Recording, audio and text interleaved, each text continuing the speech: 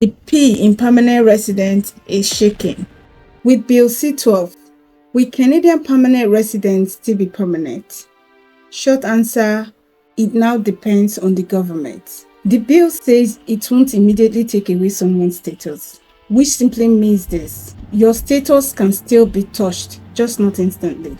And this matters because whether you're a PRO holder, you're on a study or work permit, or you're even waiting to apply next year, this bill touches every part of the immigration system. Before now, once you got your PRO, you were untouchable. You could only lose your PRO through three things: residency, fraud, or misrepresentation. And that was it. But Bill C-12 changes all that. It adds a new layer. Your immigration documents can now be paused, cancelled, or changed in the public interest. And even though your status cannot be touched immediately, a cancelled document still puts your status at risk if the situation is not resolved. So what's actually changing? Bill C-12 introduces something we have never seen written this broadly in Canadian immigration law: a public interest order. Now, under Bill C-12, the government now has the authority to cancel, pause, or change documents, all based on one phrase that the bill does not define: public interest. And the part that is surprising many people is that these powers affect both temporary residents, permanent residents, and even applications already in progress. Everything under the same justification: public interest. So people are scared.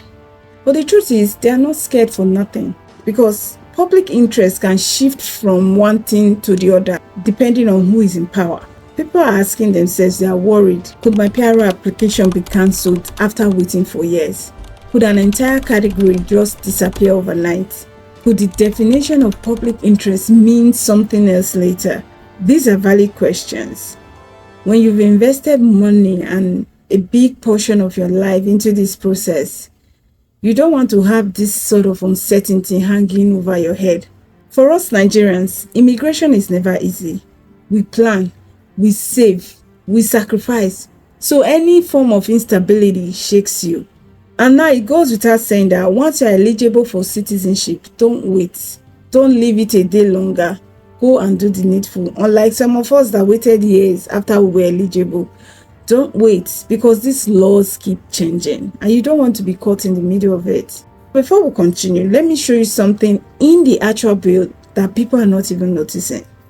Right here, the bill says if an order is made to pause, cancel, or change immigration document, it will not immediately take away someone's status. And this is important. I know we said it at the beginning, but people see the word cancel and they think it means deport immediately.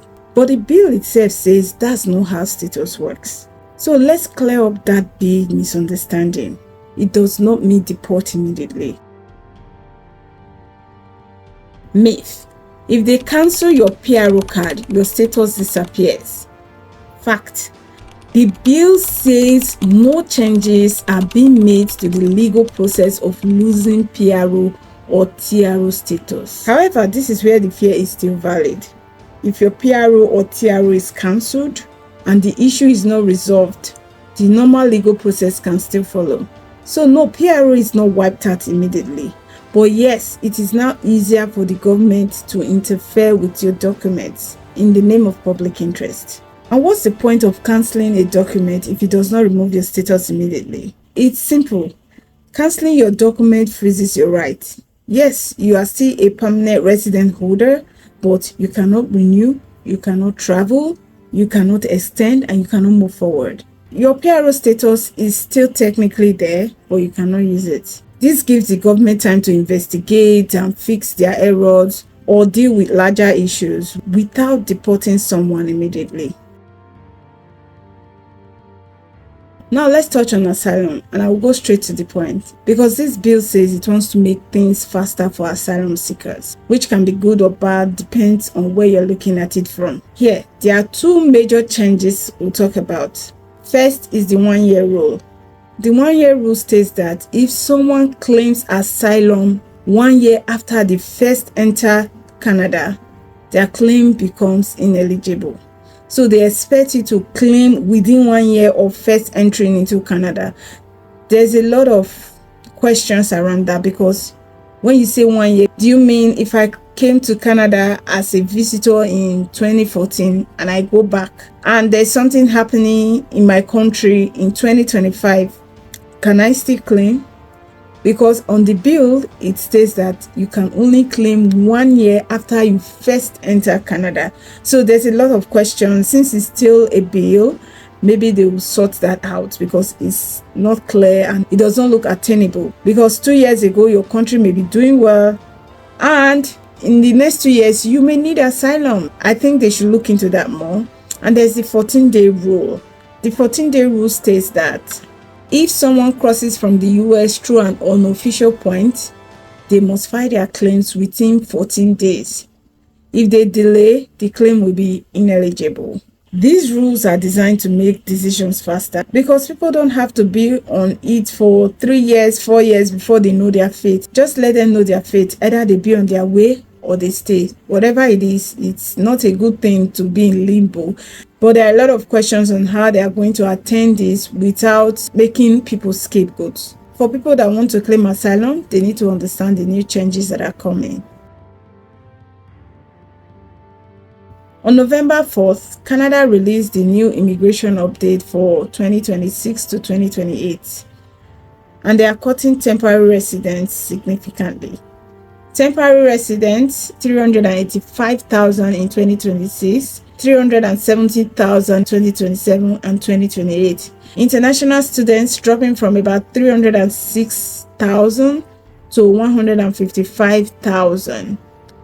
Permanent residency staying around 380,000 a year. The message is clear. Canada wants fewer temporary residents and more control over permanent residents. This is not the season to be careless. You are here already, do things right. Respond to IROCC emails. Renew early, don't miss your deadlines. Don't assume old rules still apply. So Bill C-12 is still a bill. I'm sure there will be changes along the way. We'll keep our eyes on it. Will Bill C-12 affect your Canadian dream? Yes, but not in the way many people think. It doesn't mean Canada wants to cancel people at random, but it now means stability now depends on the government. The P in permanent resident is shaking. My goal today is not to scare anyone, it's just to prepare you. Canada is tightening the system. But if you do things right, staying compliant, paying attention, you'll be fine. Thank you for watching. I'll see you on the next one. Bye.